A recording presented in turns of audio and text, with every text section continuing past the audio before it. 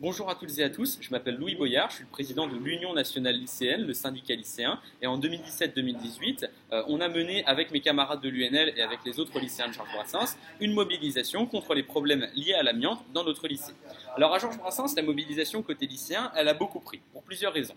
Déjà, à Georges Brassens, on avait déjà une base qui était syndiquée, qui était mobilisée, on avait déjà l'UNL à Georges Brassens, et donc on avait déjà des élèves qui étaient sensibilisés aux questions d'injustice sociale. Et quand les problématiques liées à l'amiante nous sont tombées dessus, on était déjà prêt à se mobiliser et prêt à dire non, on ne veut pas de cette situation-là. Donc on avait déjà une base qui était prête à se mobiliser. Cette base-là, ce qu'elle a fait, elle a été informer l'ensemble des lycéens. On a fait des tracts, on a fait des réunions d'information, on a été voir les gens individuellement, on a fait tourner sur les réseaux sociaux. Aujourd'hui, il y a des problèmes liés à l'amiante dans le lycée. En allant en cours, on n'est pas en sécurité. Notre vie aujourd'hui est en danger en allant au lycée et ça ne peut pas durer. Alors, tous les lycées n'ont pas la chance d'avoir un organe syndical qui est développé comme on l'avait à Georges Brassens, et donc quand il n'y a pas d'organe syndical, ça peut être plus difficile de commencer une mobilisation. C'est pour ça que la première chose à faire, c'est d'informer les lycéens. Les lycéens, quand on leur dit qu'en allant au lycée, leur vie est mise en jeu, il y en a forcément qui vont se mobiliser. Il faut les informer et il faut aussi leur dire qu'ils peuvent faire changer les choses. Que ce n'est pas parce qu'ils sont lycéens qu'ils ne peuvent pas se faire entendre, qu'ils ne peuvent pas poser de rapport de force. Au contraire, quand on est lycéen, on a une arme ultime pour pouvoir poser un rapport de force, par exemple le blocus. Donc nous, une fois qu'on avait informé l'ensemble des lycéens, on avait déjà une base syndicale qui était organisée et prête à se mobiliser. On avait d'autres lycéens qui n'étaient pas forcément syndiqués, qui n'étaient pas forcément sensibilisés aux injustices sociales, qui sont venus avec nous pour pouvoir commencer la mobilisation. Et on a fait une assemblée générale, on a voté le blocus, on a voté nos conditions et on a commencé la mobilisation. Le premier jour, on est venu, on a commencé notre blocus et on a les professeurs qui nous ont suivis avec le droit de retrait. Le blocus, c'est une arme très efficace, déjà parce que, en arrivant devant le lycée, tous les lycéens voient que le lycée est bloqué et on peut encore continuer la sensibilisation. Aussi, médiatiquement, ça fait du bruit et aussi ça sensibilise les parents parce que les parents sont au courant et les parents d'élèves ont aussi un rôle à jouer dans les problématiques liées à l'amiante.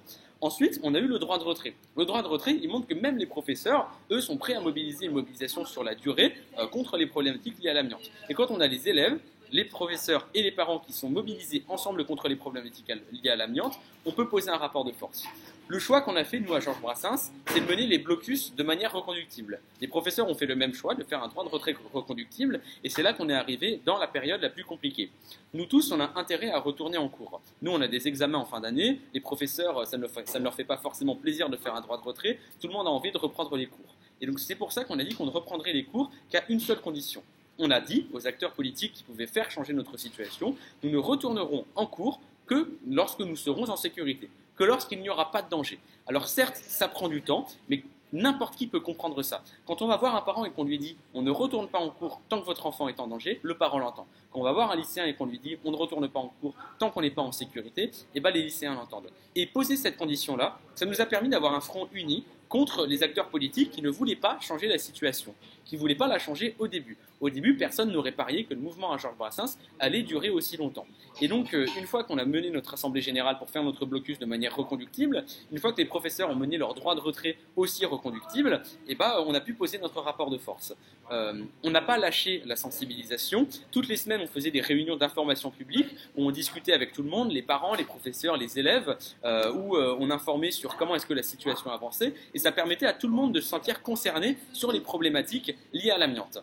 Alors, comment est-ce que la situation avançait via plusieurs choses. Déjà, nos manifestations, on ne les faisait pas seulement devant le lycée. On allait aussi devant la mairie, qui avait un pouvoir politique puisque le maire était conseiller régional, et on avait aussi les conseils d'administration et différentes réunions avec la région.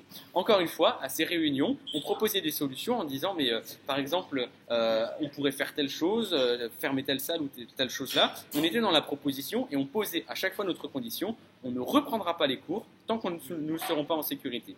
C'est là où il a fallu faire céder les acteurs politiques qui pouvaient faire changer la situation.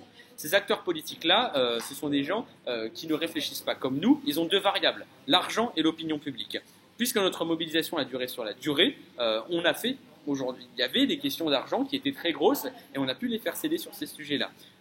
de même sur l'opinion publique. On faisait des médias toutes les semaines, tous les jours, et tous les jours, les gens étaient informés sur Georges Brassens. Et au fur et à mesure, on leur mettait la pression. Et les parents étaient insatisfaits, les élèves étaient insatisfaits, on disait mais on veut retourner en cours, alors mettez-nous les conditions de santé, et comme ça, on a pu poser notre rapport de force.